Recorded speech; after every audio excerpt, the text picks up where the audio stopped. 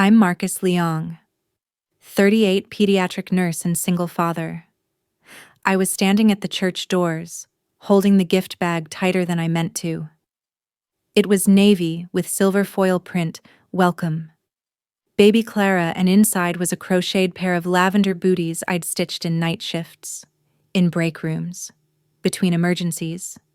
I'd wrapped them in tissue paper printed with tiny white sheep.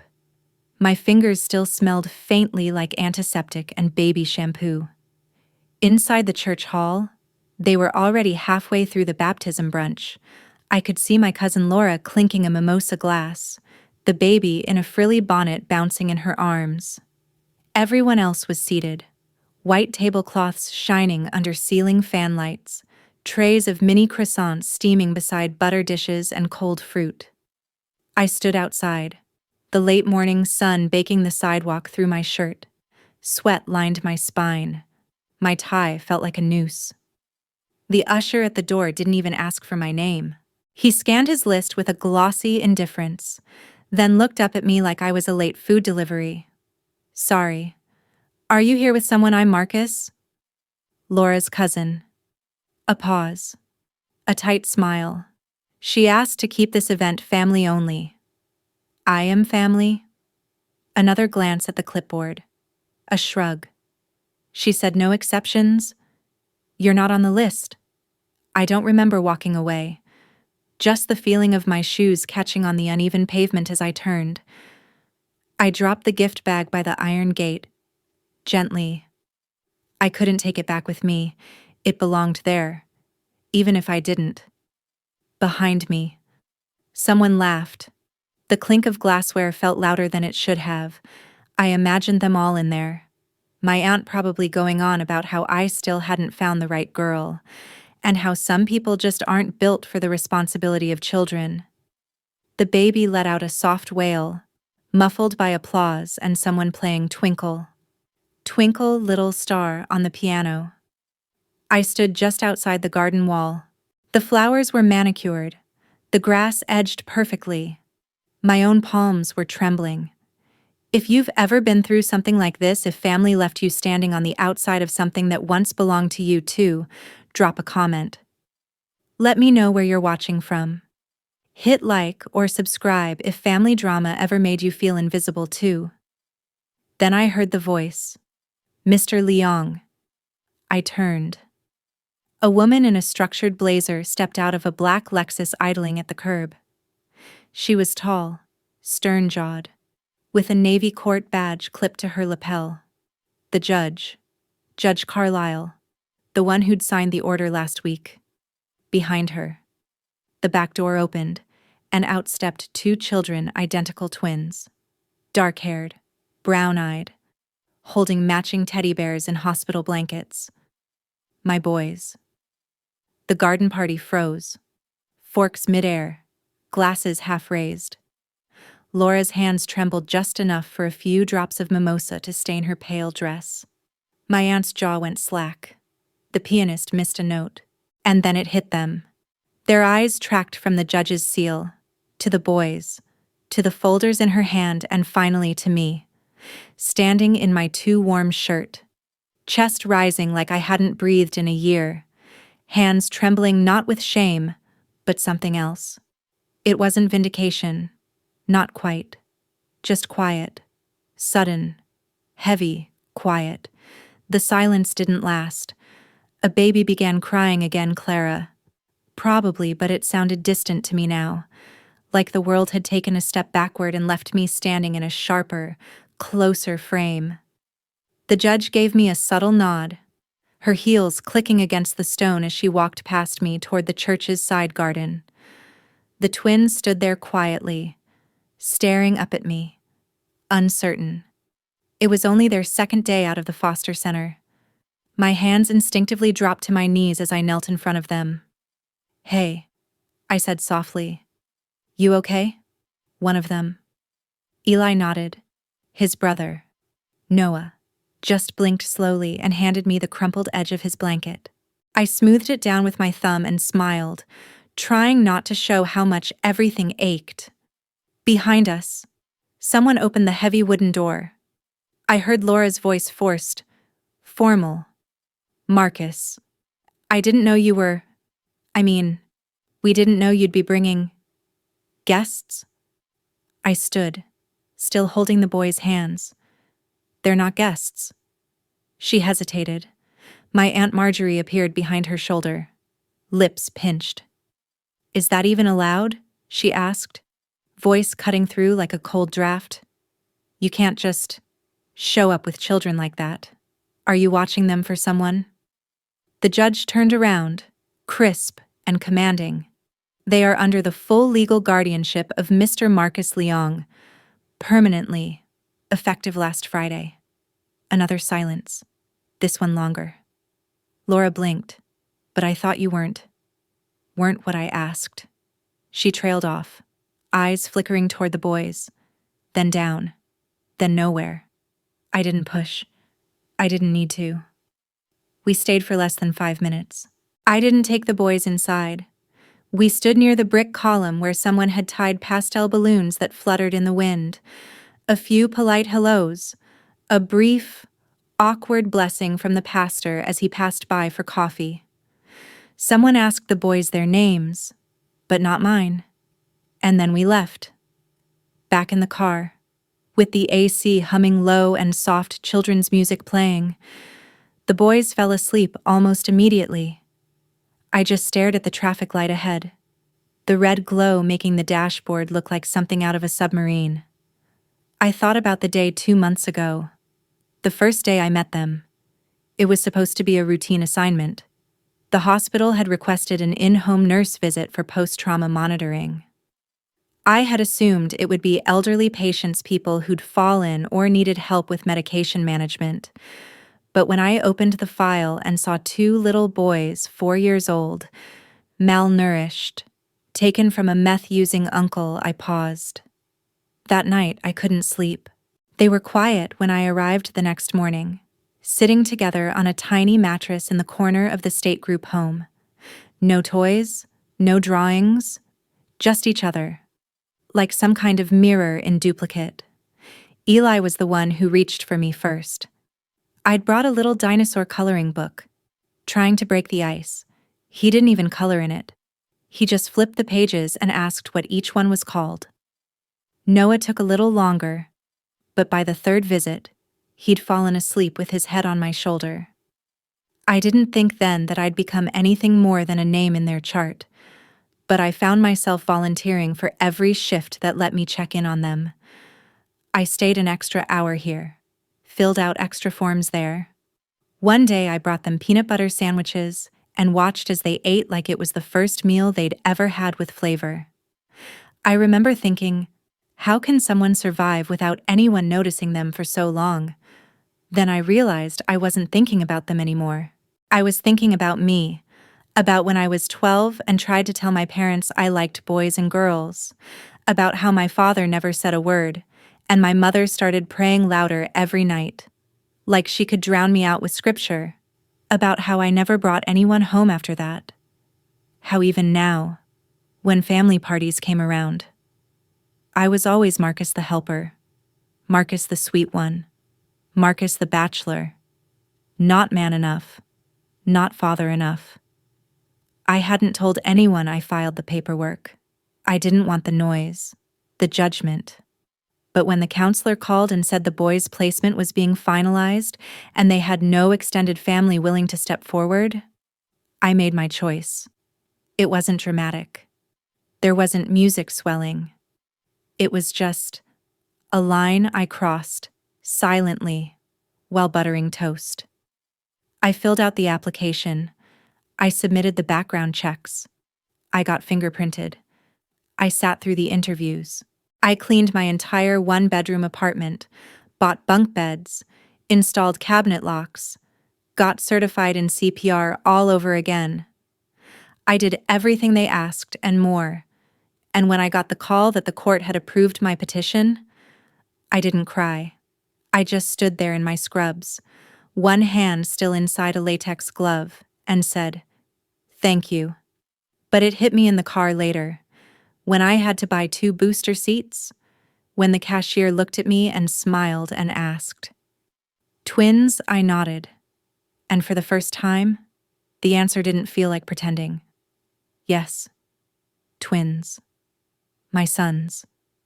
Now, as I looked at them sleeping peacefully in the back seat, heads tilted in sync, I thought about all the things people had said about me over the years. Too quiet to be a father, too soft, too single, too himself. But none of it mattered here. They didn't care how I looked or loved or who I prayed to. They cared that I listened, that I showed up, that I brought snacks, that I kept coming back. We drove past the playground I'd marked on Google Maps last night. It had a sandbox, 2 swings, and a big blue tunnel slide.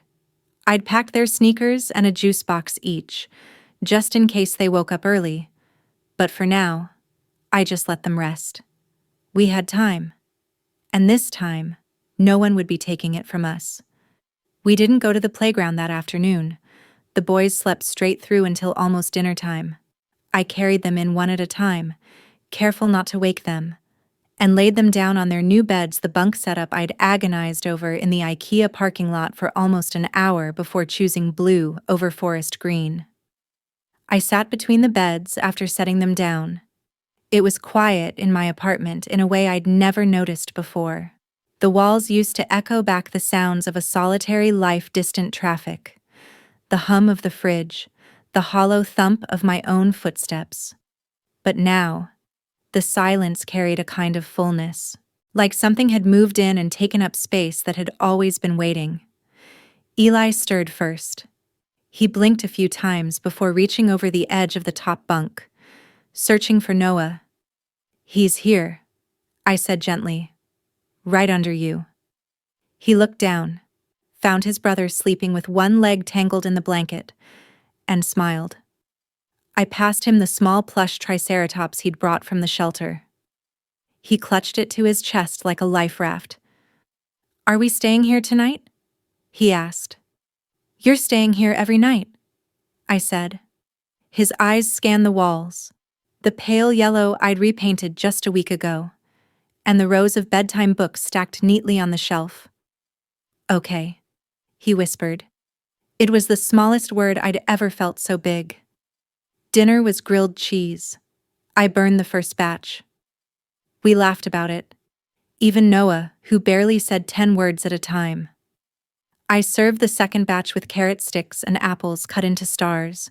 They picked at it, distracted by the discovery that pressing the corner of the light switch made a click sound if you didn't push it all the way. They played on the rug afterward while I cleaned up. I watched them from the doorway, wondering how long it would take for my living room to start feeling like theirs too. I knew routines would help. I'd read all the books. Kids from trauma respond well to structure, to predictability. So I made a chart. I wrote their names in marker across the top and filled in blank rows with stickers. Every task earned 1 brushing teeth, putting on pajamas, saying goodnight without tantrums. When I showed it to them, they just stared. Noah reached out slowly, as if the paper might disappear if he touched it. "What are these for?" he asked. "They're stars. You collect 5, and you get to pick something special from the magic drawer." I opened the lowest drawer in the side table and showed them small puzzles, crayons, a bouncy ball, a pack of silly socks with dinosaurs. Nothing expensive, just things I would have loved as a kid. "Is this okay?" I asked. They both nodded. Eli said, "Can we get stars for helping each other too?" And I almost cried right there, that night. As I sat on the edge of my own bed, I felt something I hadn't let myself feel in months. Like maybe, just maybe, I wasn't faking it. I wasn't trying to convince myself I could do this anymore.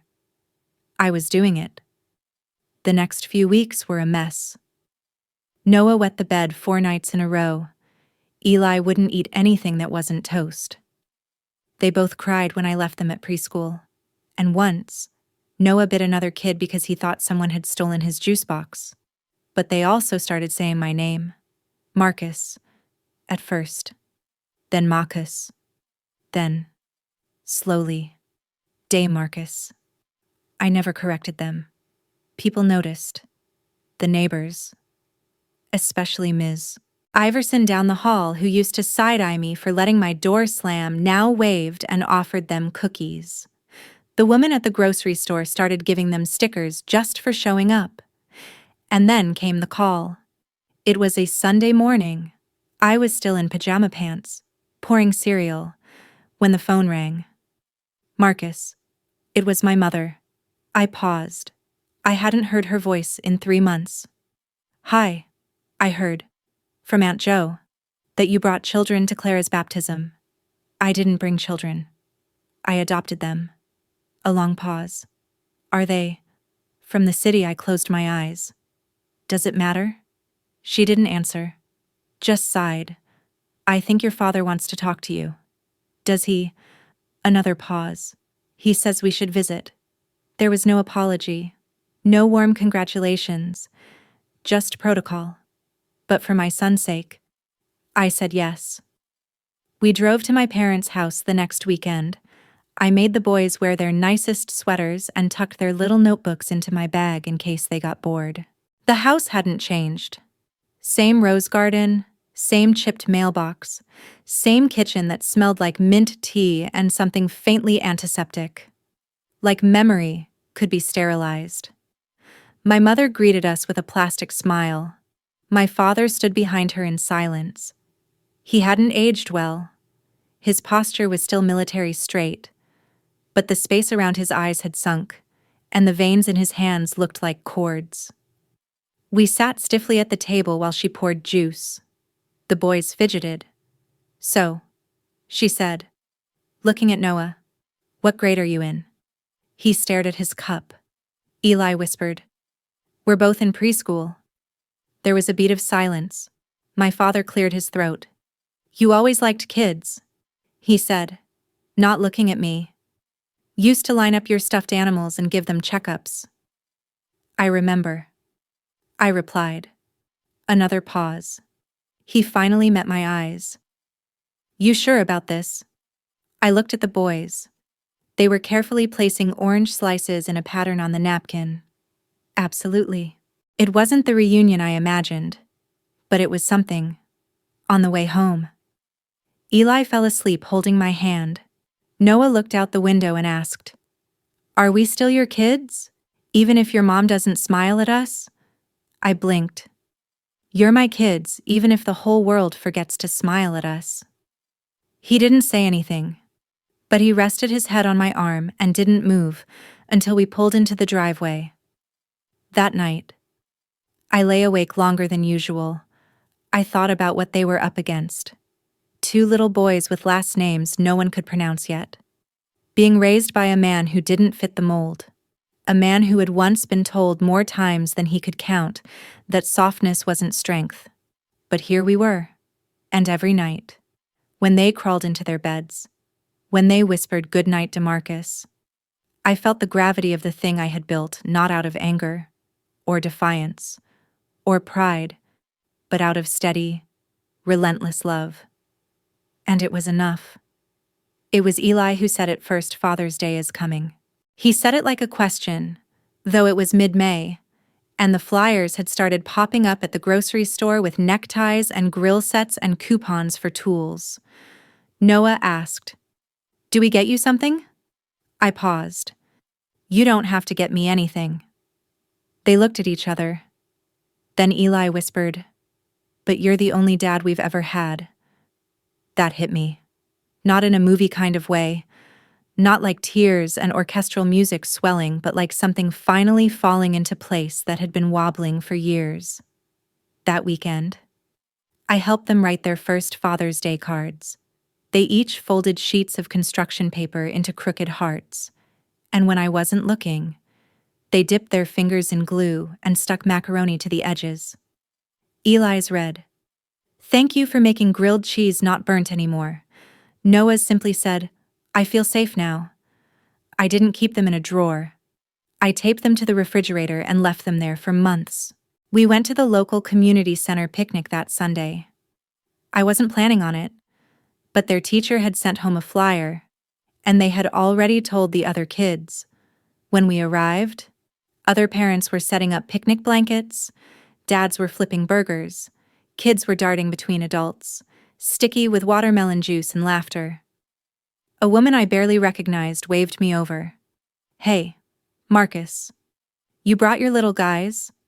I nodded, surprised. "Yeah, they're sweet kids," she said. "You're doing a great job." I stood there for a second, awkwardly holding paper plates, trying to think of something to say. I didn't know this woman. Not really. But her voice didn't have that faint ring of suspicion I was used to, like people were looking for the punchline. Later, as we sat under a tree eating sandwiches and trying not to get too much ketchup on our jeans, Eli leaned against my side. "You're better than TV dads," he said. I laughed. "Is that a compliment?" He nodded. "TV dads don't know how to braid hair." It was true, I had spent the last 3 weeks learning how to braid, not because the boys had long hair, but because they kept bringing home dolls from school with tangled yarn hair and asking me to make it nice again. So I learned. That night, I posted a photo of us at the picnic.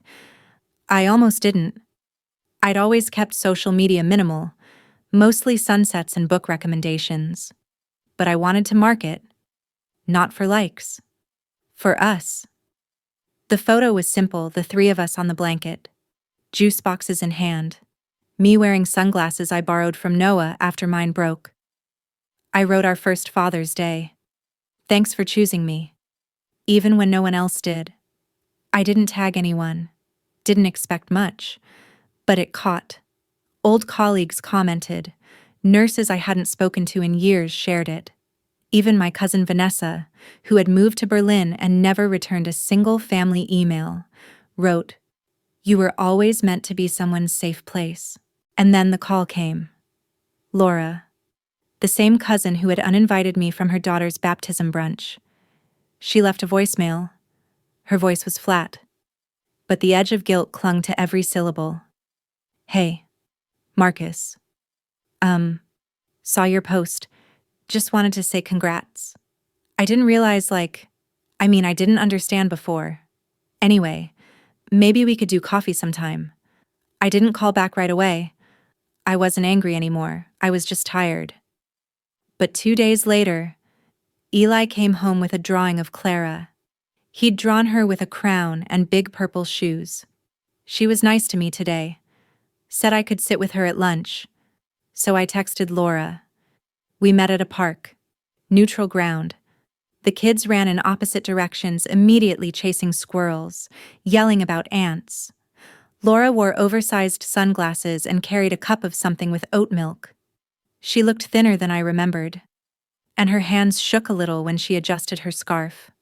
"Thanks for meeting," she said. I nodded. She didn't look me in the eye at first. I was wrong. I know I was. It wasn't even about you. Honestly, it was about me. I waited.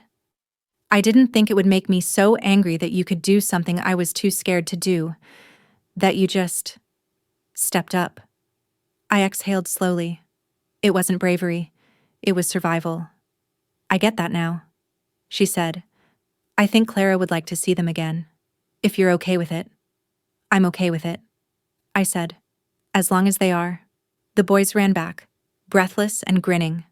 Clara trailed behind, crown askew, holding Noah's hand. It didn't fix everything, but it made room. That summer, we went to the beach for the first time. I had never taken a vacation in years. Didn't see the point when it was just me. But now, I bought floaties and little sand buckets and overpriced sunscreen. We stayed at a motel that smelled faintly of mildew, with sheets that never quite tucked in right. But the boys loved it. Every morning they woke up asking if we could go shell hunting, and every evening they begged to stay up 1 more hour, wrapped in towels on the balcony, watching the waves shimmer under the moonlight. On our last night there, I let them eat ice cream for dinner. "Don't tell the parenting books," I whispered. Eli giggled. We'll tell the ice cream instead. Noah looked up at me with chocolate smeared across his cheek. Can we come back every summer? Yes, I said, without hesitation, every summer, because this was ours now, not borrowed, not tolerated, built, chosen. One night, near the end of August, we sat on the living room floor building a Lego tower that kept toppling. Eli said, "When we get bigger, will you still be our dad?" I smiled. Always. What if we get really big, like taller than you? Still your dad. What if we move away? Noah whispered. I paused. Then I'll be the dad you come home to, I said, even if home is just a phone call. They didn't say anything, but they pressed their heads against my sides, one on the left, one on the right, and we sat there as the tower fell again. But no one minded, because this mess of plastic bricks and promise was what we were building. And this time, no one could tear it down. The first time they called me dad without hesitation was in the middle of an argument. We were running late for school. The cereal had gone soggy in the bowls. Eli couldn't find his left shoe, and Noah was refusing to wear the green sweater because it smelled like broccoli. I was half-buttoning my own shirt with one hand while trying to wrangle a comb through Eli's bedhead with the other when he shouted from the hallway, "Dad, I can't find it. You said you washed it." The word landed differently that time, not like a trial run, not like something borrowed from a storybook. It came out raw, stressed, unthinking, and real.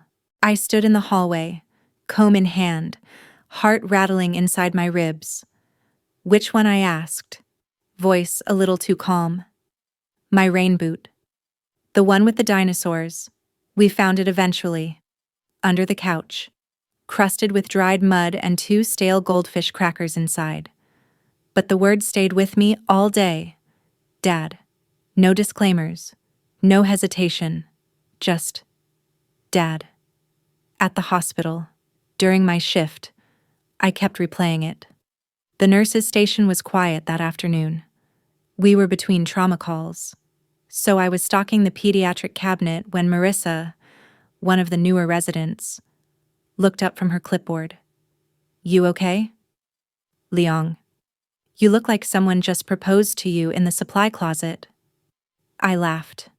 No proposals, but someone did call me Dad for the first time today. She grinned. About time. Those boys love you. You talk about them more than your patients. I looked at the cartoon bandages I was sorting. Feels strange. Like my name changed without me noticing. She tapped her stethoscope against her collarbone. That's how you know it's real. I didn't cry then. I waited until the elevator doors closed on my ride down to the garage, and then I just stood there, forehead resting against the mirrored wall, eyes burning. That weekend, we had movie night, their pick, which meant some chaotic animated adventure involving talking cats and a volcano made of candy. I made popcorn in the big blue bowl. We all wore our softest pajamas. Noah took the left side of the couch, Eli the right, and I wedged in between with a blanket covering our legs like we were about to take off on a long-haul flight. At some point, I fell asleep. When I woke up, the credits were rolling, and both boys were curled against me, mouths slightly open, breathing slow and even. I sat there, holding still. Sometimes I was afraid to move, like if I reached for something, my phone, the remote, a sip of water, the whole thing might dissolve, and I'd wake up alone again. But it never did.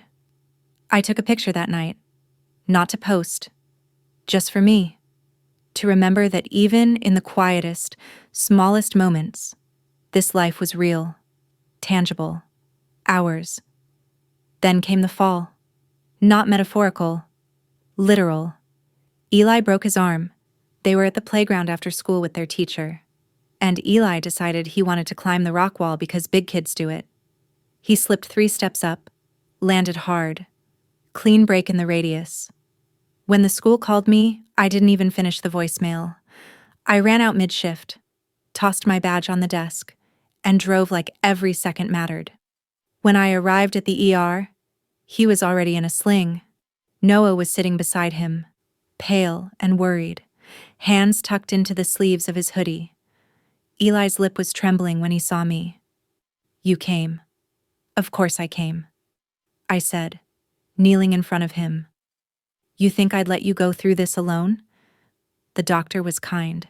She explained the fracture, showed me the x-rays, and walked us through the cast process. Eli chose neon orange, like a superhero arm, he said, sniffing. Noah climbed into my lap in the waiting room. "What if it happens to me next time?" he asked. "Then I'll come running again." He thought about it. "You'd run for both of us always." Later that night, when I tucked them in, Eli whispered, "I'm glad it was my arm and not Noah's."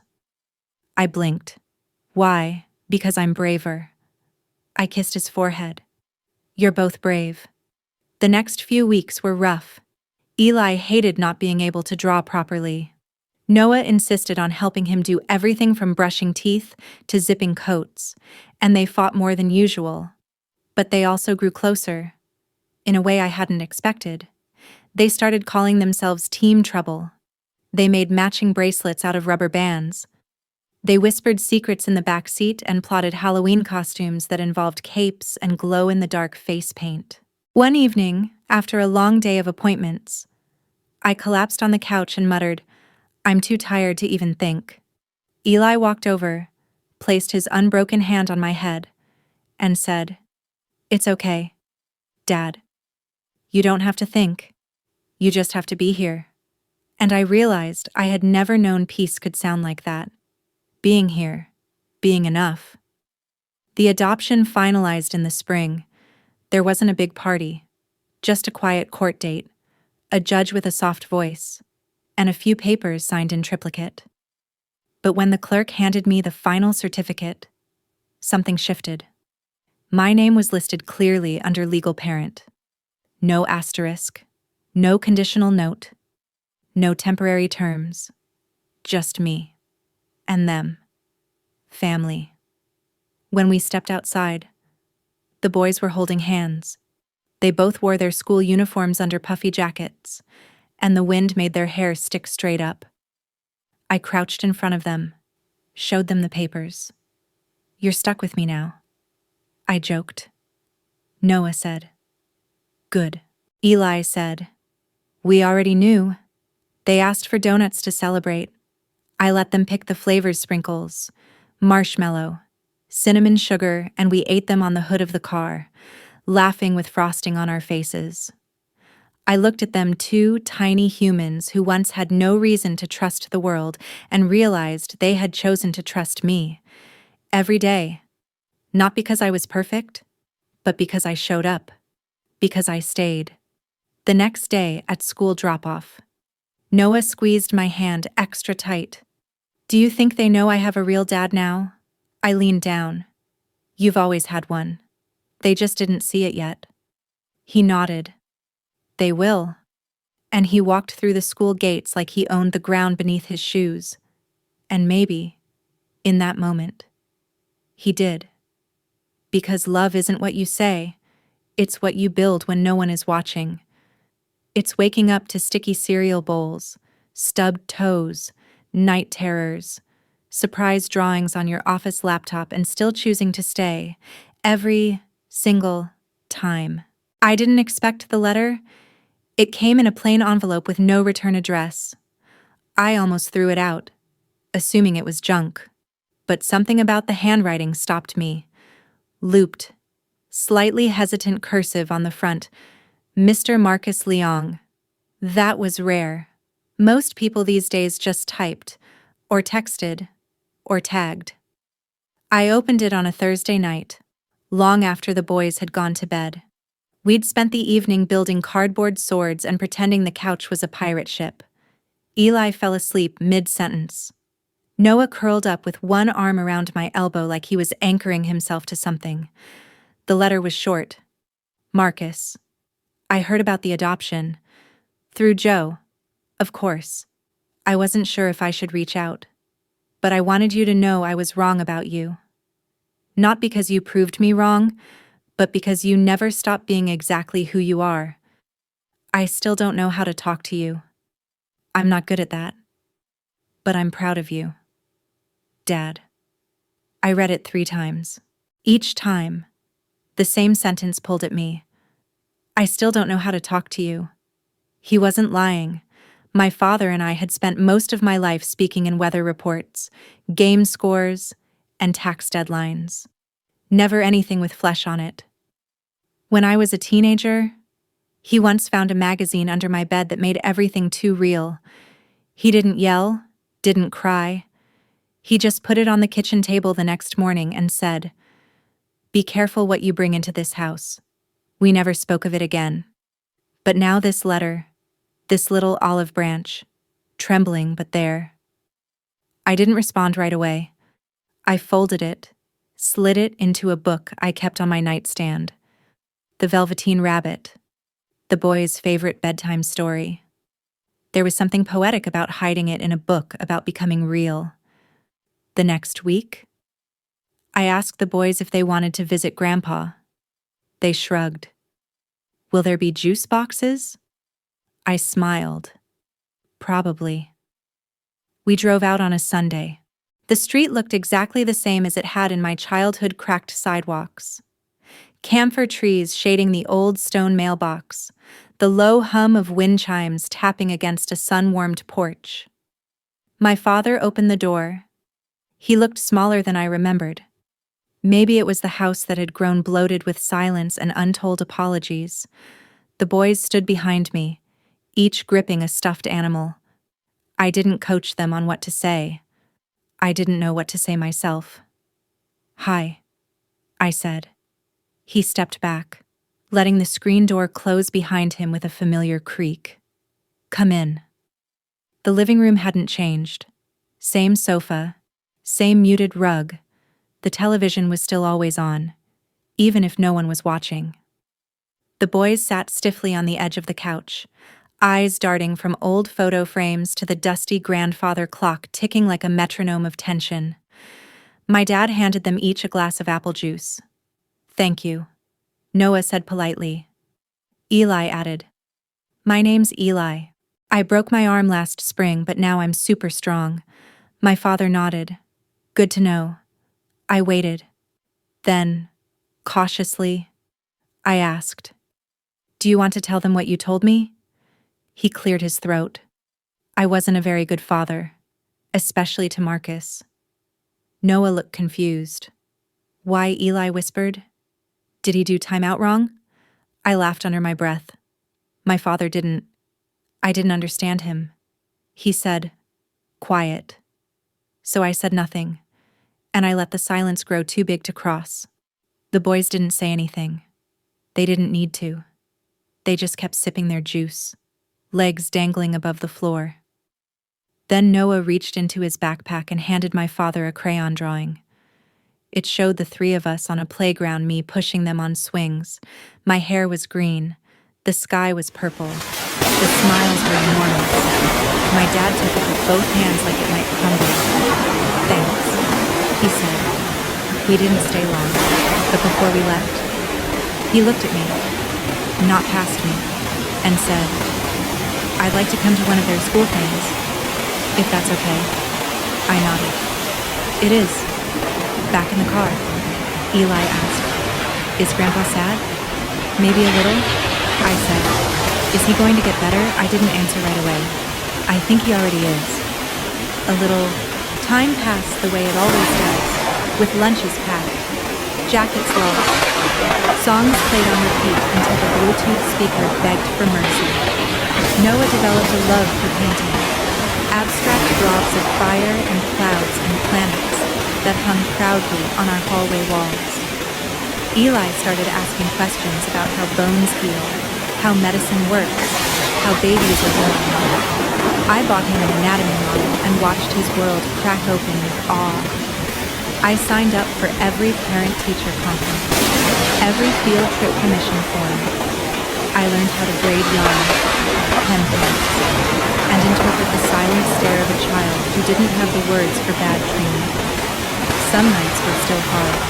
There were tantrums, fears that came out of nowhere, tears for reasons they couldn't name. But I stayed. One particularly rough night, Eli asked, "If we mess up, will you still want us?" I wrapped my arms around him tight enough to feel his heartbeat slow. "There's nothing you can do that would make me stop wanting you," I whispered. "Nothing." And in that moment, I believed it down to my bones. They're older now. Not old. Just older. Noah writes poems, strange little things that feel like song lyrics from another world.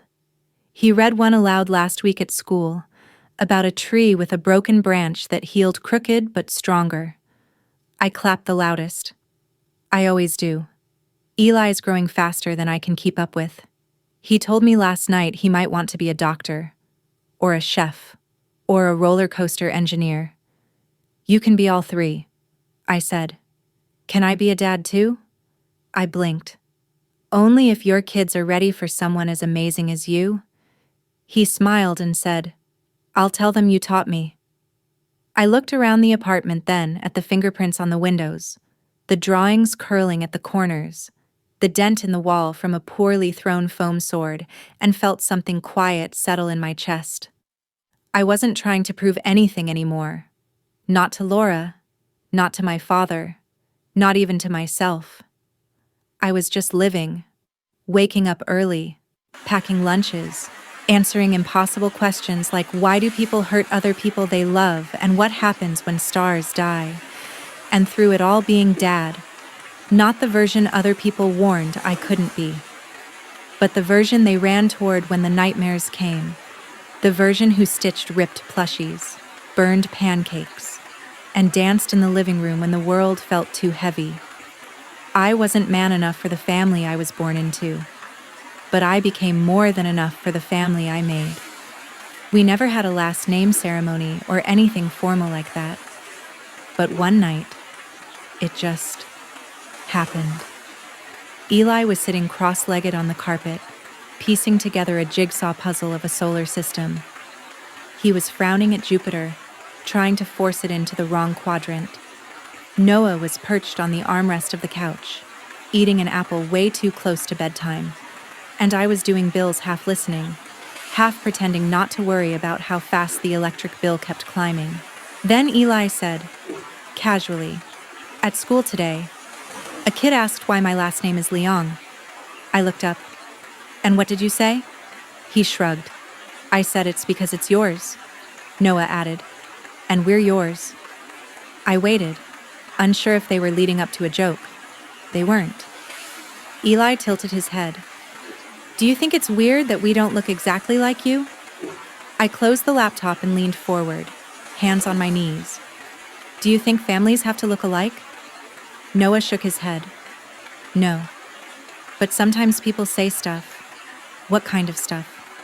"Just stuff," Eli said. "Like, where's your real dad?" I nodded. "And what did you say?" He looked me dead in the eyes. "I said he's at home, making spaghetti and sorting laundry." I laughed before I could stop myself. "That's a very specific answer. You were doing that last night," he said seriously. "Fair enough." Then he looked down again. "Do you ever wish we had your face?" I swallowed. "No. Never. I just wish the world saw you the way I do," Noah said. "Like what? Like magic?" I answered. "Like miracles in sneakers." Eli grinned. "Even when we fight, especially when you fight, because you always come back to each other." They didn't say anything after that, but Noah slid down from the armrest and leaned his head against my side. I pulled him in, felt his warmth, his breath. Eli followed, curling into the crook of my other arm. And there we were, 3 people tied together by something deeper than blood. That night, after they'd gone to bed and the house had gone still, I sat at the kitchen table and pulled out a piece of paper. Not legal, not formal. Just a note.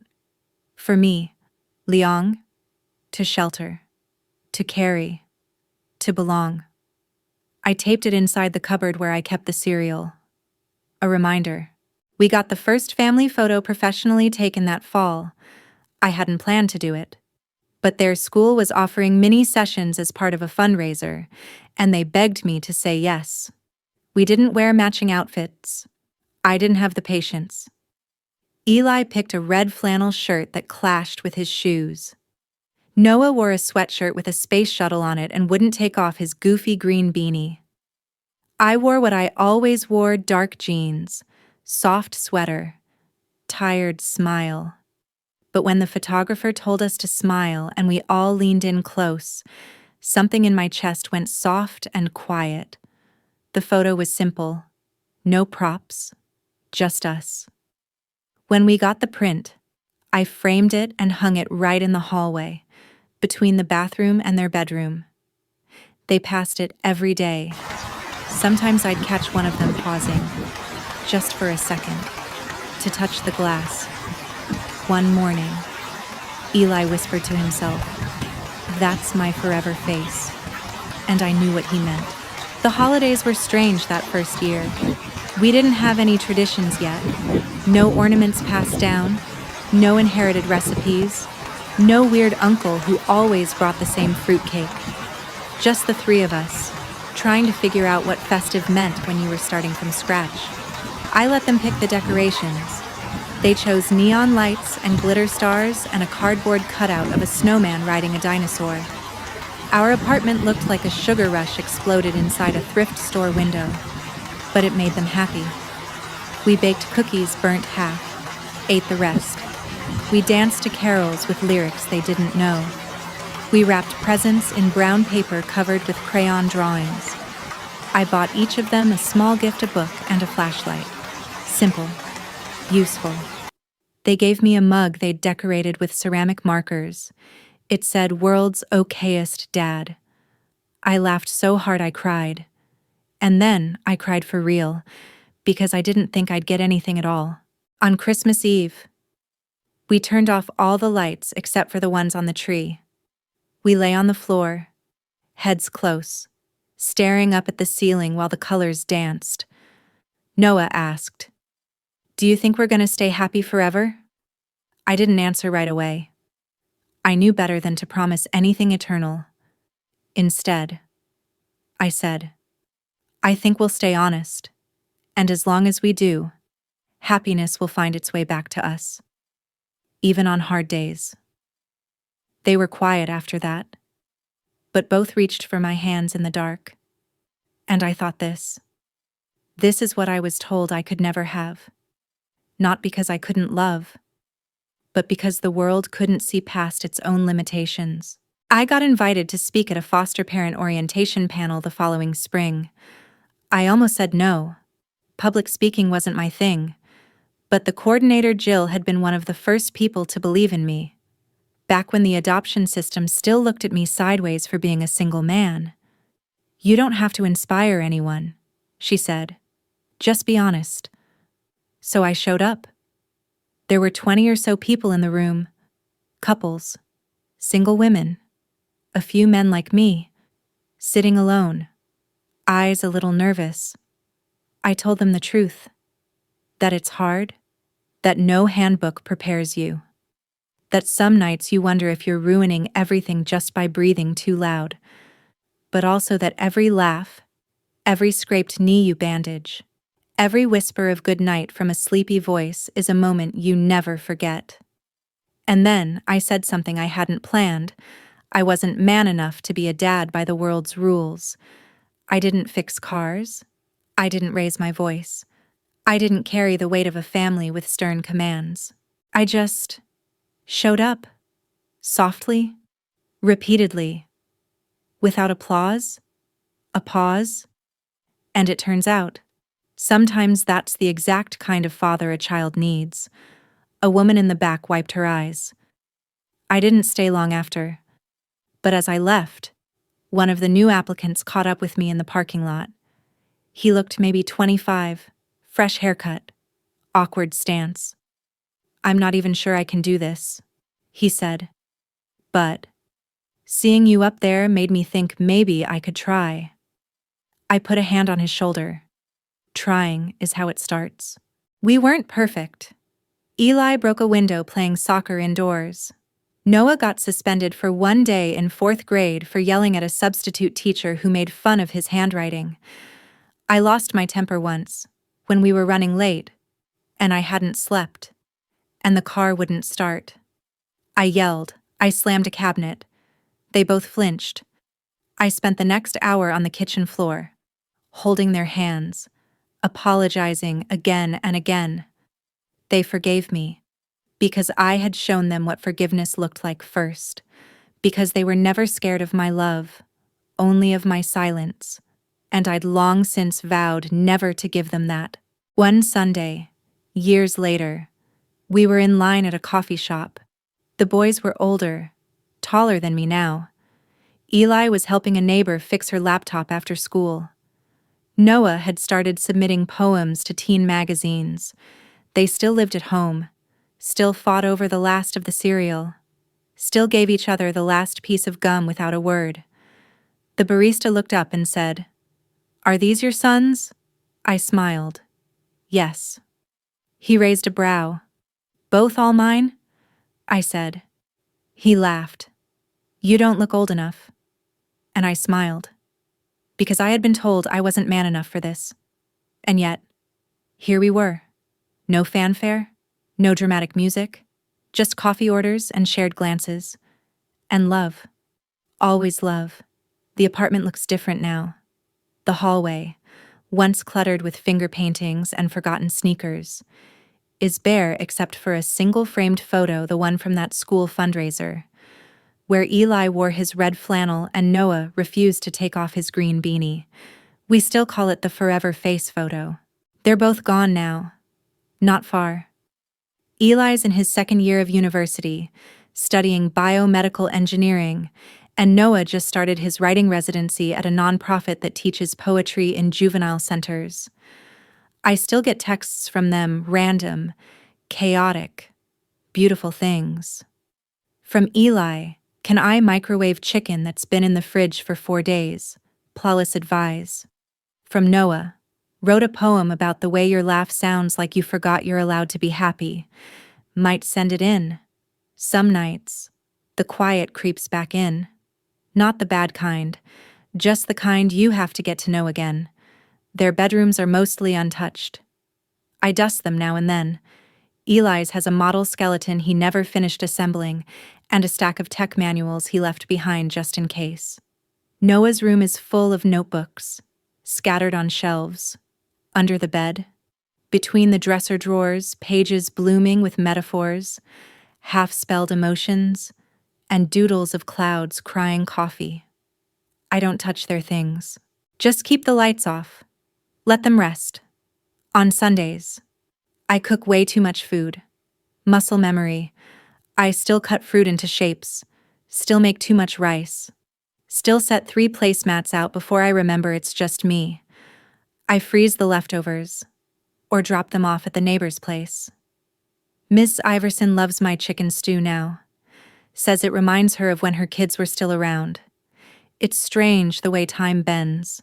How once you were wiping noses and fighting off nightmares, and then suddenly you're standing in the cereal aisle wondering if buying the dinosaur-shaped marshmallows is pathetic or poetic. The truth is, I still do. Every few weeks. And I keep them in the cupboard, right behind the boring adult granola, just in case they come home. They do. Sometimes. Holidays, random weekends, once, just to borrow my vacuum. They don't stay long, but the moments are loud.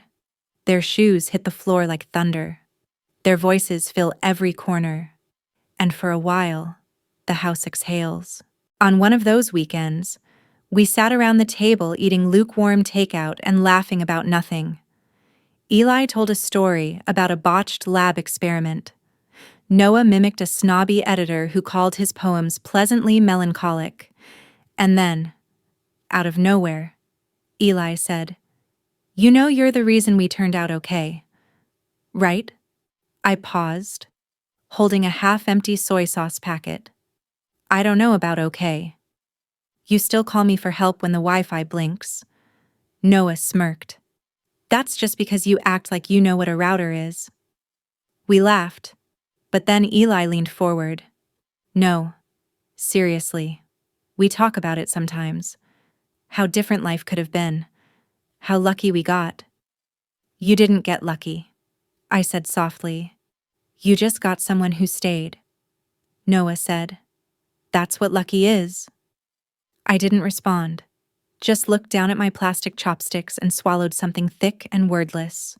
Later that night, when they were both asleep, Eli sprawled on the couch. Noah cocooned in blankets on the floor. I pulled out the old adoption papers. I don't look at them often, but that night I did. I traced my name with my thumb, the faded seal. The official box checked permanent placement approved.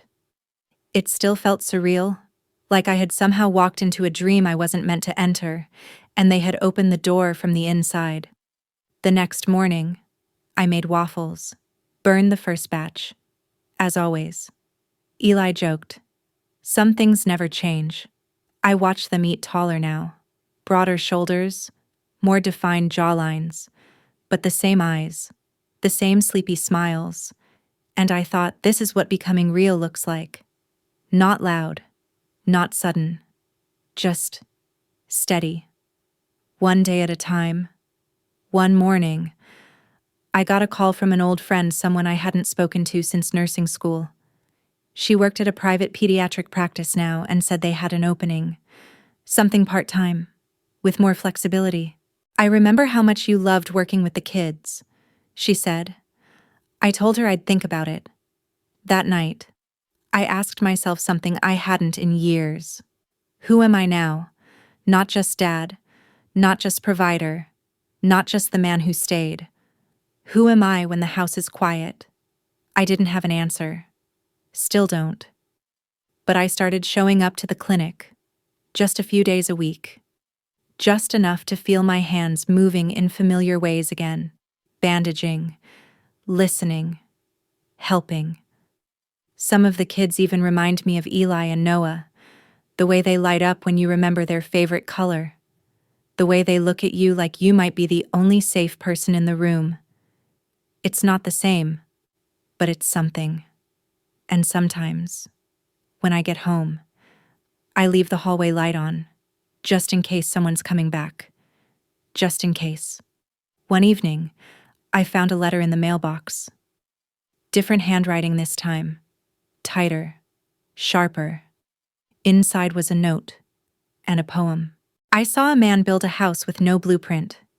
Just hands and time, and two small hearts. The walls shook. The roof leaked. But they danced inside it anyway. Noah. I stuck it on the fridge, right next to Eli's old drawing of a robot with Dad's brain labeled under it. Both inaccurate, both perfect. A week later, I got a call from Ms. Carlisle, the judge. She was retiring. I just wanted to say, she said, you were one of the cases I never forgot. Because of how dramatic it was. I teased. No, she said, because of how gentle you were, even when they didn't make it easy. I thanked her, hung up, and then sat in the kitchen, alone again, but not lonely, because I know where they are, because I know who I became, because I know what we built.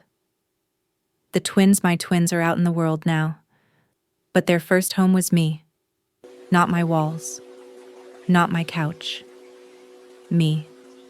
And wherever they go next, that will always be true.